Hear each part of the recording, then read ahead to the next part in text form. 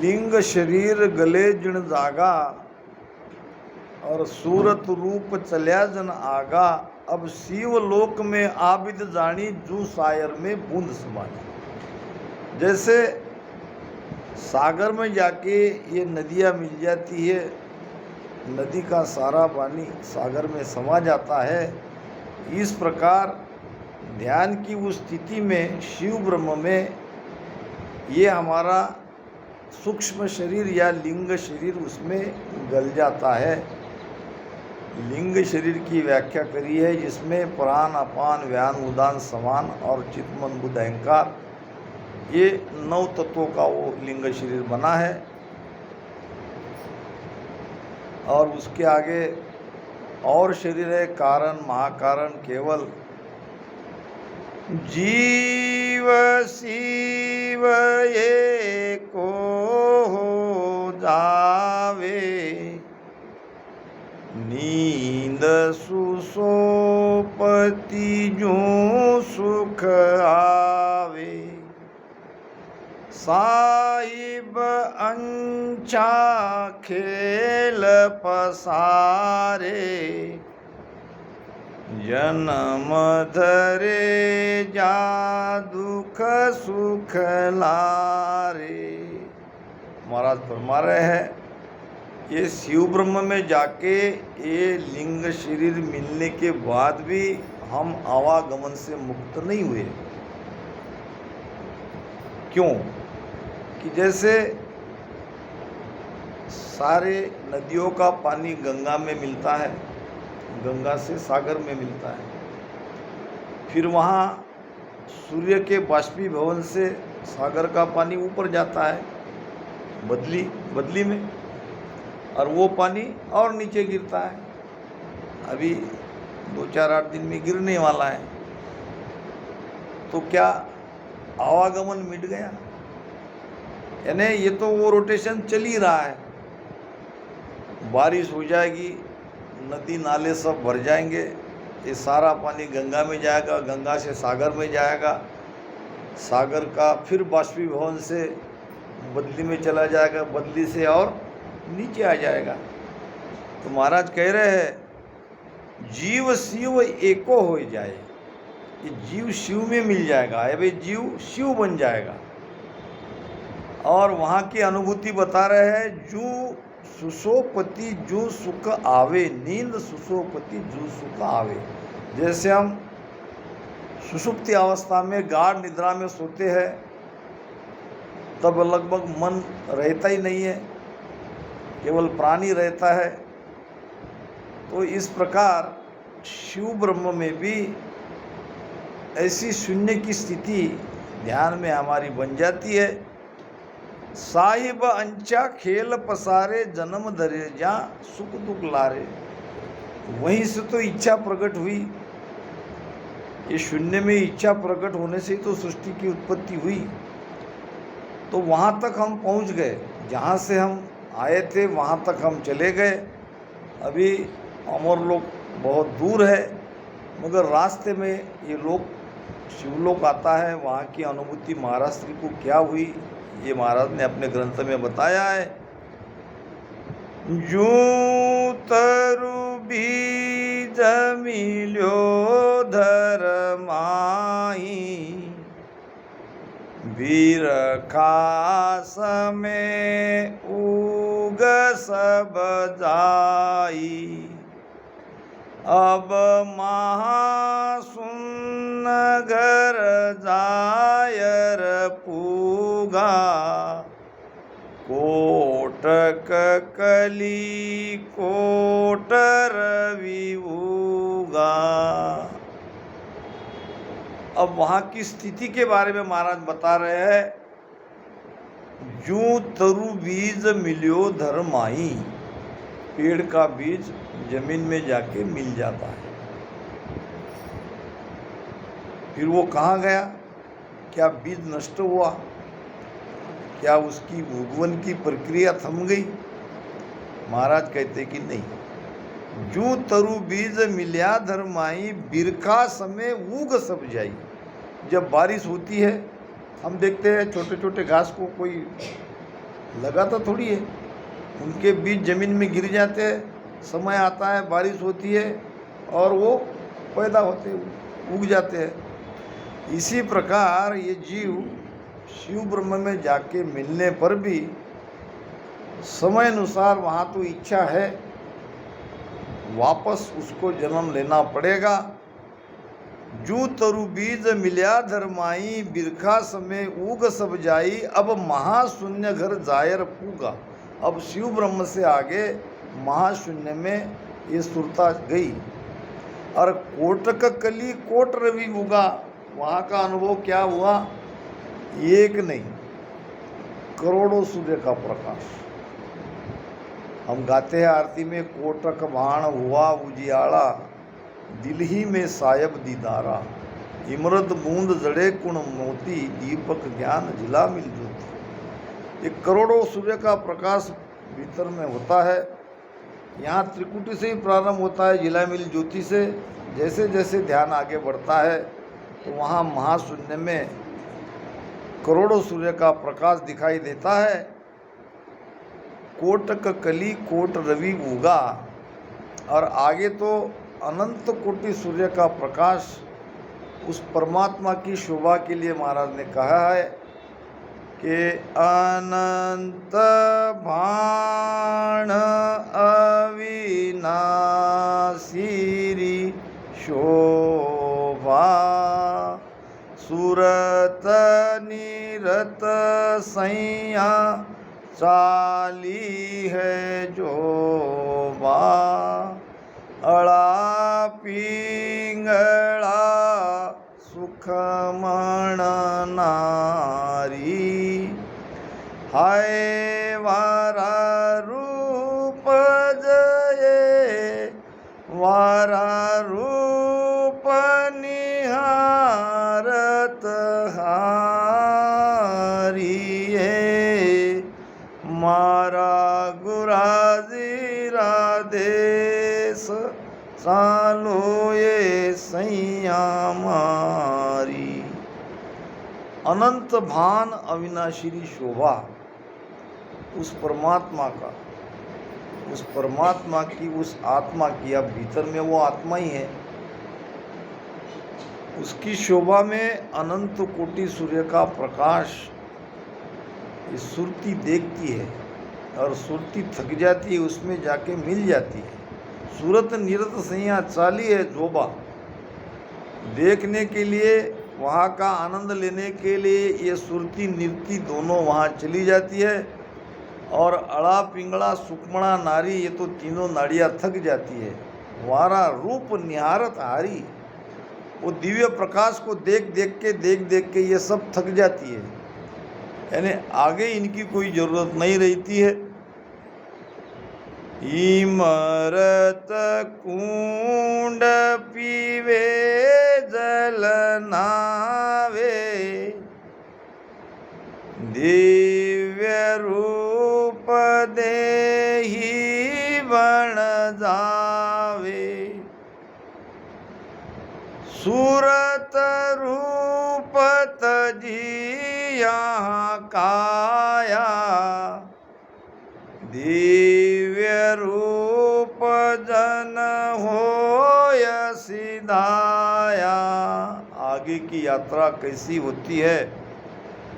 शरीर है हमारे 5, यह है मलमूत्र की कार्जिक काया, जिसको हम स्थूल काया कहते हैं। और ये काया है कारणिक काया। ये जो लोग धर्म पुण्य करते हैं तो स्वर्ग में जाते हैं, तो इसको कारणिक काया के द्वारा स्वर्ग का सुख भुगताया जाता है। एक है याचनिक काया,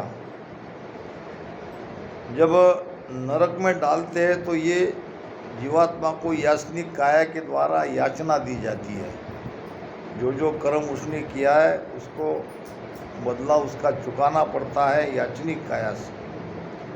तीसरी काया है सूक्ष्म काया या ब्रह्म काया, बहुत धीणी है। इस ब्रह्म काया से ब्रह्म तक, सृष्टिकर्ता ब्रह्म तक जाया जाता है। फिर आगे बनती है दिव्य काया, यानी प्रकाश ही प्रकाश, और उसका तेज वो संत के चेहरे पर दिखाई देता है, भजन का तेज दिखाई पड़ता है। इमरत कुंड पीवे जल नावे, वहाँ महाशून्य में जैसे अमृत का कुंड है। अमृत का कुंड मतलब अमृत कहते हैं कि ऐसा स्थान जहाँ जाने पर हमारा आना जाना नहीं होगा, हम दोबारा कभी वापस नहीं आएंगे 3 लोक में, तो उस जगह को कहते हैं इमरत कुंड। अब इमरत कुंड पीवे जल नहावे, वहाँ वो आनंद लेते हैं। अब पीना क्या और नहाना क्या, यानी आनंद लेने के लिए कहा है। और दिव्य रूप देही बन जावे, अब ऐसे संत वो दिव्य दृष्टि खुल जाती है। दिव्य काया का मतलब क्या, कोई शरीर थोड़ी उसका दिव्य होने वाला है, तेज जरूर आता है, मगर दिव्य दृष्टि उनकी खुल जाती है। और ये दिव्य दृष्टि से आगे अमरलोक में जाया जाता है, क्योंकि सुरती भी आगे नहीं जा रही है। सूरत रूप तजी यहाँ काया, वहाँ सूरत काया थक जाती है और दिव्य ज्ञान की दिव्य दृष्टि से आगे दिव्य रूप जन होए सिधाया, आगे उस देश में दिव्य उनके अंदर में अनुभव खुल जाती है, सारा साफ दिखाई देता है। इमरत बूंदा कण जड़े, बरस अमोलक हीर, हंस बैठा सुख राम के, सुन सागर के तीर। महाशून्य के आगे शून्य सागर है, यानी अथाह शून्य है, और वहाँ इमरत बूंदा यानी अमृत की बारिश हो रही है। अब उसके आनंद के कण झड़ रहे हैं, यानी पूरे शरीर में वो आनंद आ रहा है। बरसे अमोलक हीर, जैसे अमूल्य हीरो की बारिश हो रही हो, ये आनंद की उपमा महाराज दे रहे हैं। हंस बैठा सुखराम के, सुन सागर के तीर, ये भजन करने वाला, ध्यान करने वाला हंस वहाँ शून्य सागर के तीर पे बैठा है।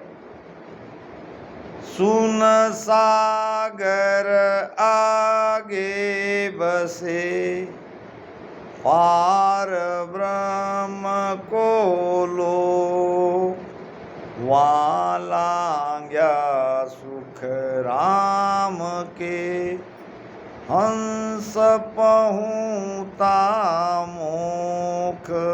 अब शून्य सागर के आगे पार ब्रह्म है, जिसको हम सृष्टिकर्ता कहते हैं, सृजनहार कहते हैं, जिसकी इच्छा से ये सृष्टि बनी है, वो पार ब्रह्म का देश वहाँ शून्य सागर के आगे है। और महाराज कहते कि वहाँ लांघ्या सुखराम के, हंस पहुँचा मोख। अब पार ब्रह्म को लांघने वाला उस अमर लोक में जाएगा, जहाँ से वापस आना नहीं होता, क्योंकि पार ब्रह्म में इच्छा है। वहाँ पहुँचने पर भी एकाधा बार तो आना ही पड़ता है। जहाँ जिंग शब्द धुन हो रही, झिल मिल जोत अपार, अब हंसा सुख राम कहे, पहुँता 10वें द्वार। अब मैंने पहले ही बताया कि शरीर के अंदर 14 द्वार है, उसमें 3 द्वार समय पे खुलते हैं और ये 9 द्वार तो खुले ही है, 10वां द्वार बंद है। सुषुम्ना मंदे बसे निरंजन मूंदे 10वां द्वारा, सुषुम्ना नाड़ी के यहाँ निरंजन काल बैठा है, उसने हमारा 10वां द्वार बंद करके रखा है। अब उसको खोल के जो कोई जाएगा वही काल से बाहर चला जाएगा। तो महाराज कहते हैं कि जहाँ जिंग शब्द धुन हो रही, जिंग यानी अति प्रचंड ध्वनि, उसको जिंग ध्वनि कहा है। झिलमिल ज्योत अपार, वहाँ दिव्य प्रकाश भी दिखाई देता है और ये ध्वनि भी सुनाई देती है और बड़ी जोरदार ध्वनि है। अब हंसा सुखराम के पहुँचा 10वें द्वार, अब 10वें द्वार में जाके पहुँच गए। 10वें द्वार समाधि होई, मुख सासा सुमिरण नहीं कोई, सहज सुमिरण जिण घर आया, रूम रूम रसना लिवलाया। महाराज फरमा रहे हैं वहाँ जो 10वां द्वार है, जहाँ दिव्य प्रकाश और ये जिंग ध्वनि सुनाई देती है, वहाँ न तो मुख से राम राम करने की आवश्यकता है, यानी कर ही नहीं सकते, और न उसकी ज़रूरत है। मुख सासा सुमिरन नहीं कोई सुमिरन करने की आवश्यकता नहीं है। सुमिरन लगा हुआ ही रहता है, ध्यान लगा हुआ ही रहता है, ध्यान अखंड रहता है, बिना किए अखंड ध्यान होने लगता है, सुरती वहाँ से हटती ही नहीं है। सहजा सुमरण जिन घर आया, ये है सहज ध्यान, और सभी पंथों में सहज ध्यान के बारे में बात कही है। ऐसे करते करते जाएंगे तो फिर सहज स्थिति में आते हैं।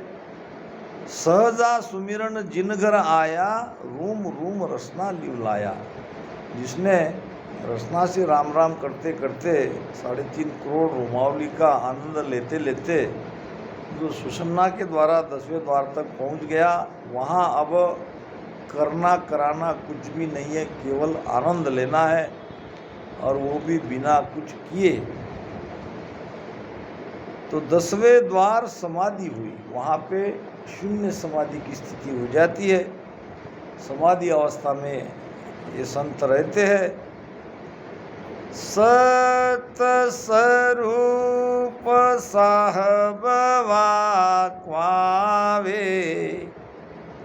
सर्व लोक जाको जस गावे, वे सिर जनहार सकल का भाई, जासु अंचा चल आई। महाराज फरमा रहे हैं कि 10वें द्वार में जो पारब्रह्म परमात्मा है वही साहेब कहलाता है, वही सबका मालिक है, जो हम एक कहते हैं। महाराज कहते हैं न्यारो पद को सब कहे, न्यारो लखे न कोय, एका माय अनेक है, एक अनेका होय, एक अनेका होय, तालग न्यारो नाई, जू ब्रह्म की पैदास पूर्ण विद न्यारो क्वाही, सुखराम ब्रह्म सु दूसरो सो मत न्यारो होय, न्यारो न्यारो सब कहे भेदन जाने कोय। तो यहाँ तक स्थिति बनने पर भी उस परम धाम में अभी नहीं पहुँचे महाराज। ये तो सृष्टिकर्ता पार ब्रह्म परमात्मा है, जिसको हम साहेब कहते हैं। सर्वलोक जाको जस गावे, सभी मृत्युलोक में जितने भी है या स्वर्ग के जितने भी देवता है, सब उसकी महिमा करते हैं, क्योंकि वो सबका मालिक है। वे सिरजनहार सकल का भाई, वो घड़ भंजन करने वाला, सबको पैदा करने वाला, सबको मिटाने वाला, वही मालिक है सबका। और जासू आ अंछा चल आई, उसी की इच्छा से तो ये सृष्टि बनी। ऊण अंचा का सकळ पसारा, तीन लोक 14 भवन सारा, जन सुख राम समाधि पूगा, अनंत ही दीपक घट में पूगा। उन अंचा का सकल पसारा, उस मालिक की इच्छा का ये सारा पसारा है, जिसको हम 3 लोक 14 भवन कहते हैं। 3 लोक आप जानते हो, मृत्युलोक, पाताल लोक, स्वर्गलोक। 14 भवन है, भूर भवर स्वर महर जन तप। यहाँ नीचे पाताल के 7 लोक है, तल अतल वितल सुतल तलातल आदि। तो ये 3 लोक 14 भवन में ये जीव जब तक भटकता रहेगा वो सुख दुख से अलग नहीं होगा। और ये 3 लोक बने हैं उनकी इच्छा से। हम उस परमात्मा में थे। ब्रह्म जहाँ सुन सुख दुख नाही, लेना एक न देना काई, ता कारण यो खेल बनायो, 5 भूत कर संग हुआ है। हम जहाँ थे वहाँ सुख दुख नहीं था, और इच्छा होने के कारण सुख की चाहना थी, इसलिए ये 5 तत्व का शरीर बनाया, उस पर हमने डाल दिया। अब हम ये माया के सुख में ऐसे भूल गए कि हम इसी को सब कुछ समझ रहे हैं कि यही सब है, और शरीर छूटने के बाद कुछ नहीं है। वास्तव में हमारी मृत्यु नहीं होती है, ना हमारा जन्म होता है, ना हमारी मृत्यु होती है। जन्म लेने वाला भी शरीर है, ये इच्छा जन्म लेती है, और मरता भी शरीर है। मन मरे न माया मरे, मर मर गए शरीर, आशा तृष्णा ना मरे, यूं कहे दास कबीर। सभी संतों ने लगभग यही कहा है। तो ये बड़ी भारी भूल हमसे हो गई कि हम परमात्मा को भूल बैठे, और यही सब कुछ सही है, हम ही सब कुछ सही है।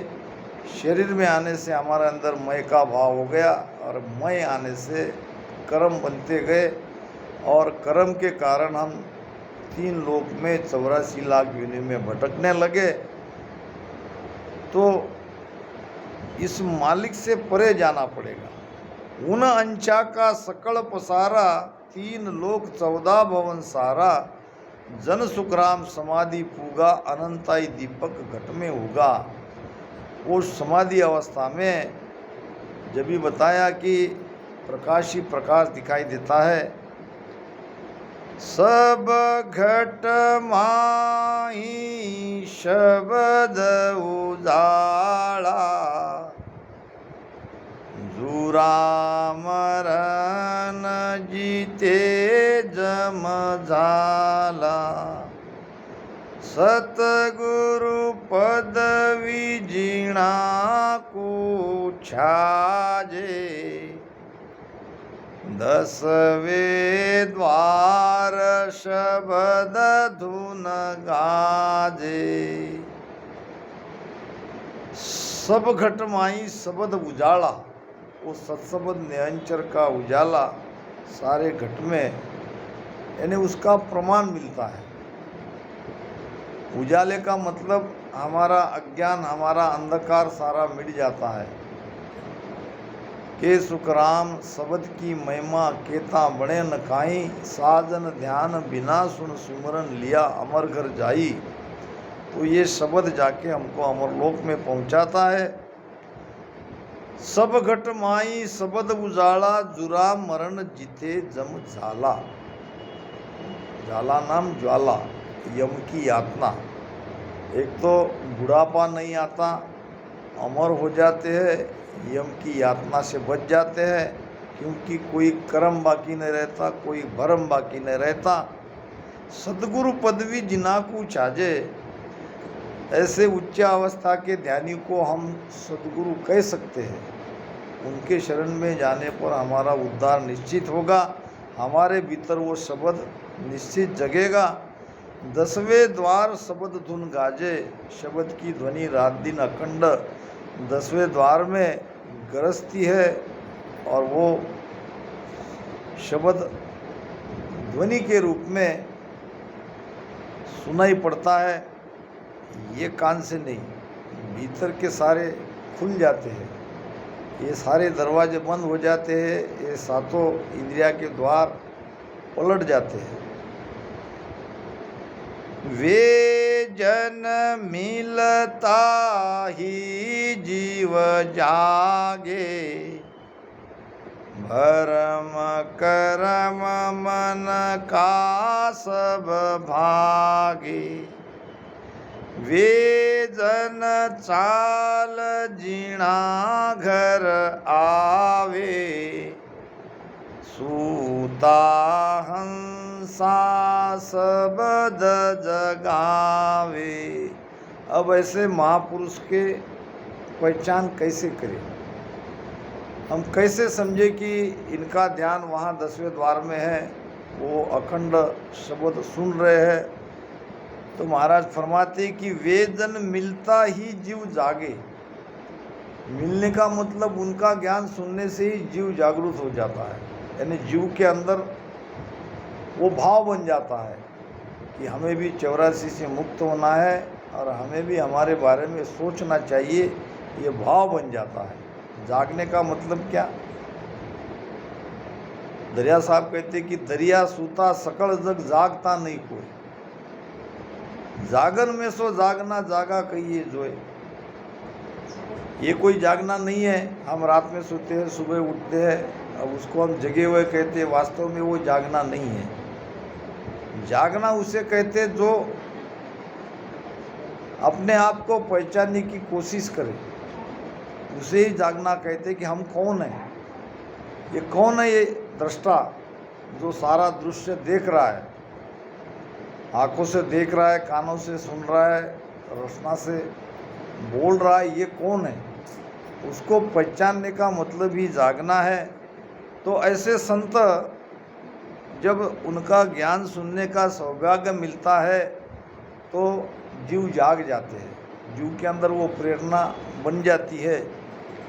वेदन मिलता ही जीव जागे, भरम कर्म मन का सब भागे। ज्ञान से सारे भरम कर्म जो भी मन में तरह तरह के हमारी सोच विचार है, कई तरह के भरम हम पाल के रखते हैं, ये सारे भरम जैसे जैसे सत्संग सुनते हैं वैसे वैसे ये दूर होने लगते हैं। और भीतर जब ध्यान का अभ्यास सुमिरन करते हैं तो एक एक भरम सारे हमारे दूर होने लगते हैं। वे जन चाल जिनागर आवे, सूता हंसा शब्द जगावे। वे जिनके घर में आते हैं वहाँ के जागे हुए, वहाँ के सोए हुए हंस को जगाते हैं और उसको उसके घट में ये सत्शब्द की जागृति करा देते हैं। सूती शब्द का योग उनका बन जाता है। जे हंसा गुरु शरणे जावे, सतगुरु कृपा मोक्ष पद पावे। यूं ये सुना चूर कोई जावे, से हंसा अमरापुर पावे। जे हंसा गुरु शरणे जावे, जो भी हंस सदगुरु के शरण में जाएगा। शरणा किसे कहते हैं? केवल नामदान लेने को शरणा नहीं कहते। शरणा का अर्थ है मनमुखी से गुरुमुखी बन जाना। अभी हम मनमुखी हैं, अब जब किसी गुरु के शरण में जाते हैं तो अब गुरु कहेंगे वो मानना पड़ेगा। अभी तक मन कहता है वो मान रहे थे, इसको कहते हैं शरणा। जे हंसा गुरु शरणे जावे, सदगुरु कृपा मोक्ष पद पावे। सदगुरु कृपा से वो मोक्ष में जाएंगे। यूं ये सुना चूर कोई जावे, और से हंसा अमरापुर पावे। तो इस प्रकार ऐसे अनेक शून्य को पार करते करते हंस अमर लोक में जाता है। तो इन्हीं शब्दों के साथ मेरी वाणी को विराम देता हूँ। हमारे प्रकाश योगेश जी सर का मैं हृदय से बहुत बहुत साधुवाद देता हूँ कि जिन्होंने मुझे प्रेम से यहाँ बुलाया। आप सबके दर्शन का लाभ मिला, हमारे महंत साहब का दर्शन मुझे मिला, बहुत अच्छा लगा। तो आप सभी को बहुत बहुत साधुवाद, सबको मेरा राम राम। सत